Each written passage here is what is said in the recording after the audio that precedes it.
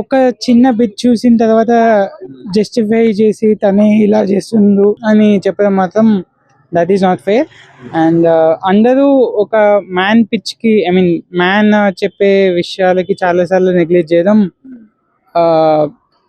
ఇది often happens. అంటే ఒక అబ్బాయి చెప్పింది నమ్మరు, చాలా వరకు అంత వాల్యూ ఇవ్వదు, అది నడుస్తుంది. అదే ఒక వీడియో పెట్టగానే సోషల్ మీడియాలో అతని ఆమెకి ఫాలోవర్స్ బాగా పెరిగిపోయి సపోర్ట్ పెరిగిపోయింది. సపోర్ట్ ఉన్నా కానీ ఒక పర్సన్ అటువైపు నుంచి డిఫెండ్ చేసే విషయాలు ఎవరు చూడరు. ఇట్స్ అయితే తను అక్యూజేషన్ మాత్రమే చూస్తారు, డిఫెండింగ్ పాయింట్ మాత్రం ఎవరు చూడరు. అండ్ నా పర్సనల్ ఒపీనియన్ నాకు జరిగిందో లేదో నాకు తెలియదు, బట్ ఒక పర్సన్ టీజ్ చేసిన తర్వాత అంత పట్టించుకోకుండా అయితే ఉండదు. తను మొత్తానికి అసలు ఆ అమ్మాయి వెనకాల ఉన్న విషయం కూడా తను పట్టించుకున్న స్టేజ్ లో తను లేదు. ఆ వీడియో నేను చూసిన క్లిప్ లో మాత్రం తనే ముందు వచ్చినట్టు నాకు అనిపించింది.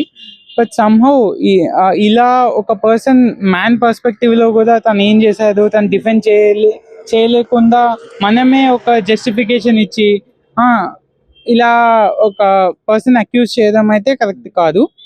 This is what it. So అంటే తను కూడా చనిపోవడం కరెక్ట్ కాదు, లీగల్లీ వెళ్ళుంటే మంచి న్యాయం జరిగేదేమో కదా. మేబీ అదే పాయింట్ లో అందరూ వీడియో తీసి పెట్టడం కన్నా మేబీ అప్పుడే గట్టిగా అది లేకపోతే ఇలా అవుతున్నదని చెప్పుకున్నా it would have been different. అంతేకాని తను తీసేసారని చెప్పి వీడియో ఫోన్ పెట్టేసి తనే ముందు అది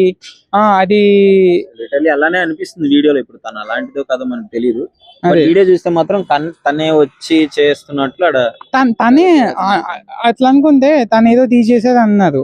మరి ఒక అమ్మాయి తీసుకెళ్లి ఈ అబ్బాయి దగ్గరికి అంత దగ్గరగా ఉండడం కూడా అది కూడా ఒక అబ్యూజే కదా.